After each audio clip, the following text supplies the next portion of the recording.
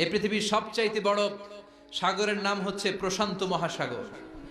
আরে প্রশান্ত মহাসাগরের সবচেয়ে গভীরতম জায়গার নাম হচ্ছে মারিয়ানা ট্রেঞ্চ। এই মারিয়ানা ট্রেঞ্চের গভীরতা প্রায় ৩৬,০০০ ফিট, অ্যাপ্রক্সিমেটলি ৩৬,০০০ ফিট গভীর। কেন ইমাজিন, কল্পনা করতে পারেন আপনি কত গভীর?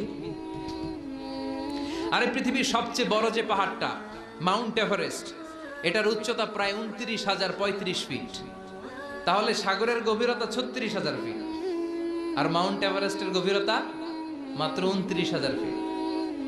তাহলে মাউন্ট এভারেস্টকে আস্ত তুলে ধরে এনে প্রশান্ত মহাসাগরের সবচেয়ে গভীর জায়গা মারিয়ানা ট্রেঞ্চের উপর যদি ছেড়ে দেওয়া হয়, পুরো পাহাড়টা পানির নিচে তলিয়ে যাবে।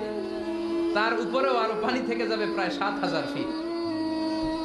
কি পরিমাণ পানি আল্লাহ মজুদ রেখেছে গোটা দুনিয়াতে, এটার একটা ধারণা দেওয়ার জন্য আমি এই রেফারেন্সগুলো টানছি।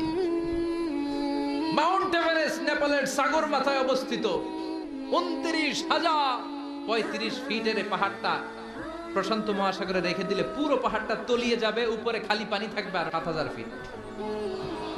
এই পৃথিবীর দ্বিতীয় গভীরতম মহাসাগরের নাম আটলান্টিক মহাসাগর, যেটার সবচাইতে গভীর জায়গার নাম পোর্টো।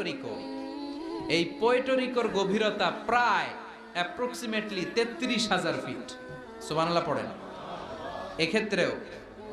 এক্ষেত্রেও পৃথিবীর সবচাইতে উঁচু পাহাড়টা মাউন্ট এভারেস্টকে আস্ত তুলে ধরে এনে আটলান্টিক মহাসাগরের সবচেয়ে গভীরতম জায়গা পোর্টোরিকোর উপর যদি ছেড়ে দেওয়া হয়, এই আটলান্টিক সাগরও পুরো পাহাড়টা তলিয়ে যাবে। তার উপরে আরো পানি থেকে যাবে ৪,০০০ ফিট। সুবহানাল্লাহ কইবেন না? গোটা পৃথিবীতে স্থল হচ্ছে মাত্র ৩০ ভাগ, ৭০ ভাগ হচ্ছে জল। ৩০ ভাগ স্থল, ৭০ ভাগ জল। আটলান্টিক মহাসাগর কত বড় সাগর, লম্বা যে কত বড়, অ্যাটলাস ম্যাপ নিয়ে যাদের ধারণা, কিছু ধারণা পাবেন। লম্বায় না, আড়াআড়ি ভাবে, মানে প্রশস্তের দিক থেকে আড়াআড়ি ভাবে প্রশস্তরে আপনারা কি বলেন? পাশ প্রশস্ত।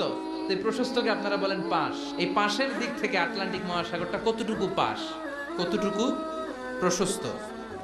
এই আটলান্টিক মহাসাগরকে ক্রস করে ইউরোপ থেকে আমেরিকায় যেতে হলে বিমানগুলো আড়াআড়ি ভাবে এই সাগরটাকে পাস করে যেতে হয়। আগে যেত কনকর্ড, যেটা ঘন্টায় বিমানটা ১,০০০ মাইল বেগে চলত। ঘন্টায় কয় হাজার মাইল? যেই বিমানটা ঘন্টায় ১,০০০ মাইল বেগে ছোটে, ওই বিমানটা দিয়ে আটলান্টিক মহাসাগরের পাশের দিক থেকে, লম্বায় না, পাশের দিক থেকে এই পাশ থেকে ওই পাশটা ক্রস করতে ৪ ঘন্টা লেগে যেত। হিথ্রো এয়ারপোর্ট থেকে জন এফ কেনেডি এয়ারপোর্ট, ওখানে যেতে ৪ ঘন্টারও বেশি লেগে যায়। সুবহানাল্লাহ পড়েন।